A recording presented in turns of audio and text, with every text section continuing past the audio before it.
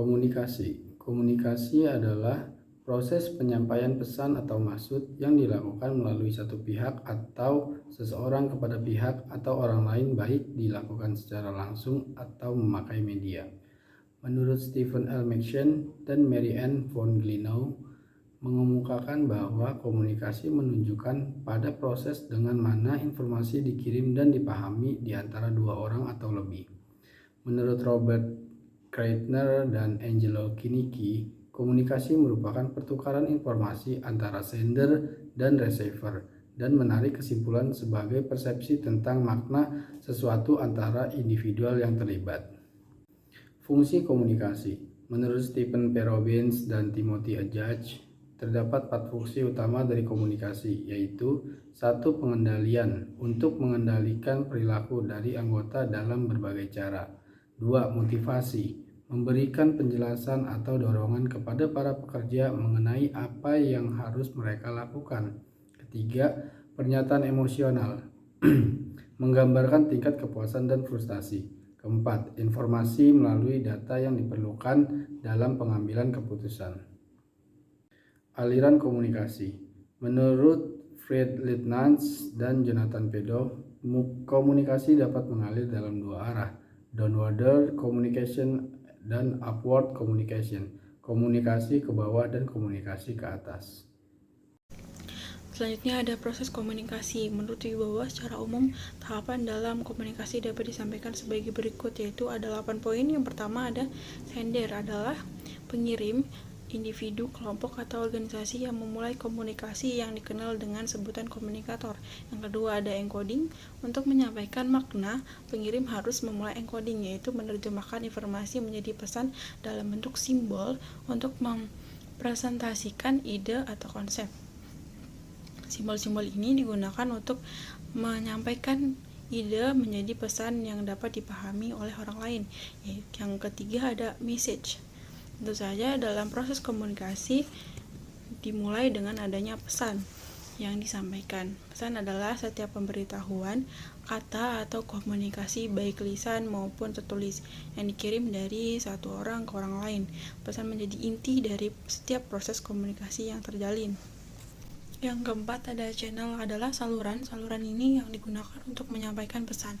Sebagian besar saluran berupa lisan atau tulisan, tetapi saat ini saluran visual menjadi lebih umum seiring berkembangnya teknologi. Yang kelima ada decoding.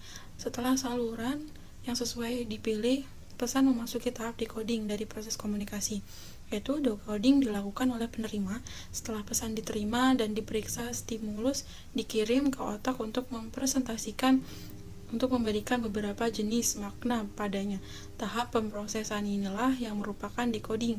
Penerima mulai menafsirkan simbol yang dikirim oleh pengirim, menerjemahkan pesan ke rangkaian pengalaman mereka sendiri untuk membuat simbol itu bermakna. Komunikasi yang berhasil terjadi ketika penerima menafsirkan pesan pengirim dengan benar. Yang ketujuh adalah noise atau gangguan. Hambatan atau gangguan tertentu muncul dengan sendirinya selama proses berlangsung. Hambatan tersebut merupakan faktor yang berdampak negatif pada proses komunikasi. Berikut beberapa hambatan umum yang termasuk, yaitu penggunaan media saluran yang tidak tepat, tata bahasa yang salah, kata-kata yang menghasut, kata-kata yang bertentangan dengan bahasa tubuh. Terus selanjutnya ada kebisingan, juga merupakan penghalang umum lainnya. Yang terakhir ada feedback. Feedback atau umpan balik adalah serangkaian terakhir dalam proses komunikasi setelah menerima pesan. Penerima menanggapi dengan cara tertentu dan memberi sinyal tanggapan itu kepada pengirim. Sinyal tersebut dapat berupa komentar, pesan tertulis, senyuman, atau tindakan lainnya. Umpan balik adalah komponen kunci dalam proses komunikasi karena memungkinkan pengirim untuk mengevaluasi keefektifan pesan. Umpan balik pada akhirnya memberikan kesempatan bagi pengirim untuk mengambil tindakan korektif untuk mengklarifikasi pesan yang disampaikan. Selanjutnya ada gangguan komunikasi, noise. Penyebab utama dari noise yang merupakan gangguan dalam komunikasi berasal dari kenyataan bahwa sender dan receiver masing-masing tampak dalam dunia yang unik dan pribadi. Budaya tidak hanya mendikte siapa berbicara dengan siapa, tentang apa, dan bagaimana komunikasi berjalan. Budaya adalah dasar dari komunikasi. Apabila budaya bervariasi, praktik komunikasi juga bervariasi. Baik, saya lanjutkan. Di sini ada komunikasi verbal dan non-verbal. Komunikasi verbal dianggap sebagai bentuk komunikasi yang jelas dan tegas, seperti perintah keputusan, baik dalam bentuk lisan dan tulisan, karena kesalahan dari perintah bisa berakibat pada gagalnya pekerjaan yang akan dilaksanakan nantinya. Ciri-ciri komunikasi verbal yaitu yang pertama disampaikan dengan media, bisa lisan atau tulisan. Yang kedua menggunakan kata-kata dari satu atau lebih bahasa. Yang ketiga komunikasinya bersifat dua arah. Contoh dari komunikasi verbal yaitu melakukan chatting dengan media sosial, pidato, rapat dan diskusi, dan menulis surat. Komunikasi non-verbal adalah suatu komunikasi yang berlangsung secara samar-samar namun bisa dianggap sebagai bentuk komunikasi, seperti anggukan kepala, menggelengkan kepala, mengendipkan mata, dan lain sebagainya. Komunikasi non-verbal memiliki fungsi yaitu repetisi, pengulangan gagasan yang sudah disajikan secara verbal. Substitusi, menghentikan lambang-lambang verbal. Kontradiksi, memberikan makna lain terhadap pesan verbal.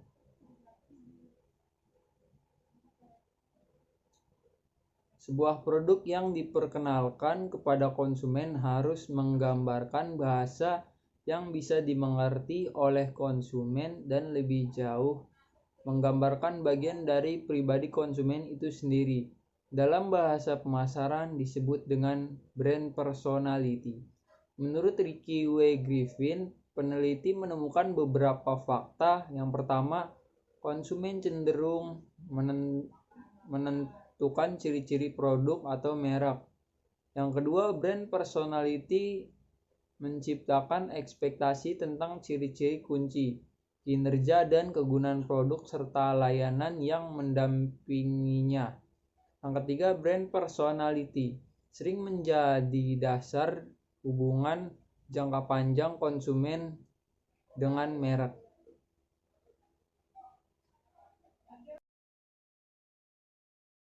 Saya lanjutkan tentang hambatan dalam komunikasi. Menurut Farlow Hartz dan Jonathan Pedo, hambatan komunikasi dapat berupa bahasa, persepsi, budaya, dan komunikasi nonverbal. Ada 4 hambatan dalam komunikasi. Yang pertama, legal purpose. Perbedaan antara sender atau receiver merupakan masalah utama dalam komunikasi antar budaya. Yang kedua, perceptual persepsi adalah pandangan orang tentang realitas, bagaimana orang melihat realitas bervariasi dan akan mempengaruhi pertimbangan dan pengembalian keputusan mereka. Yang kedua, impact of culture. Budaya dapat mempengaruhi komunikasi dengan beberapa cara, diantaranya melalui dampak nilai kultural, perbedaan budaya, dan dapat menyebabkan kesalahan interpretasi. Yang keempat, nonverbal communication. Komunikasi nonverbal adalah merupakan transfer makna melalui sarana bahasa tubuh dan menggunakan ruang fisik. Selanjutnya, langkah memperbaiki komunikasi. Menurut Steph Simpson dan Mary Ann von Glenau menekankan bahwa efektivitas komunikasi tergantung pada kemampuan sender dan receiver untuk secara efisien dan akurat encoder, memberi sandi dan decoder, memecahkan sandi informasi.